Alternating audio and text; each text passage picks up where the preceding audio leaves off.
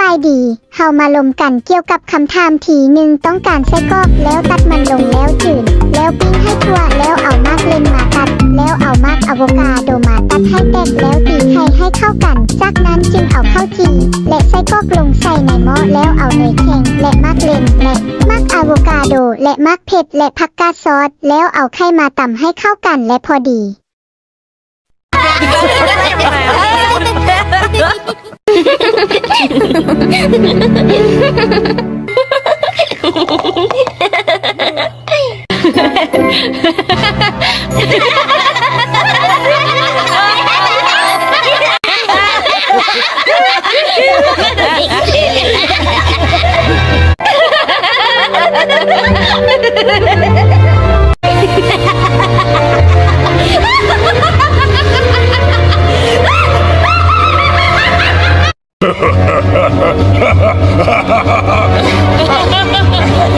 เส้นวิตตาเวนออกเส้นวิตตาเวนออกสร้างซองหนึ่งไปก่อนอื่นต้องเอาไส้กรอกมาตัดแล้วจืดให้จืดแล้วปีนมันให้ทั่วแล้วตัดมากเลนก่อนอื่นต้องเอาไส้กรอกมาตัดแล้วจืดให้จืดแล้วปีนมันให้ทั่วแล้วตัดมากเลนแล้วตัดมากอะโวคาโดให้แตกออกจากนั้นตีไข่ให้แตกแล้วเก็บให้มันเบอร์ละลายแล้วเอาข้าวจีและไส้กรอกลงในหม้อ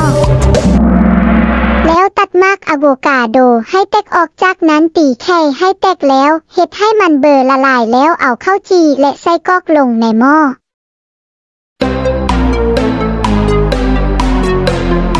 แล้วเอาเนยแข็งและมากเลนอะโวคาโดและมากเผ็ดและผักกาดเข้าใส่แล้วใส่ไข่แล้วตักใส่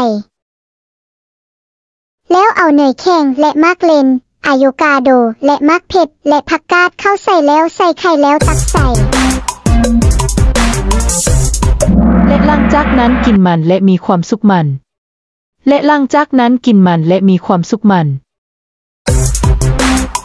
ที่มีความสุขทำเกี่ยวกับสบายดีเฮามาลงกันเกี่ยวกับคำถามที่หมดจะต้องการใส่กอกไอลัวตัดมันลงไอลัวชุนไอลัวปิงไอทบไอลัวเอามาเคลนมาตัดไอลัวเอามาก็เอาว่าเขามาตัดไอไอลัวที่ให้เขากันจากนั้นจุงก็เอาเขาชีไลใส่กอกลงใส่ในหม้อไอลัวเอาหน่อยใหญ่ไลมาเคลนไลมาก็เอาว่าเขาไลมาเผ็ดไลผักกาดสดไอลัวเอาให้มาทำให้เขากันไลพอดีคนนุ่งตงก็เอาใส่กอกมาตัดไอลัวชุนให้ชุดไอลัวปินมันให้ตัวไอลัวตัดมาเคลนไอลัวเอาหน่อยใหญ่ไลมาเคลนเอาว่าเขาไลมักเผ็ดไลผักกาดเขาใส่ไอลัวใส่ไข่ไอลัวตักใส่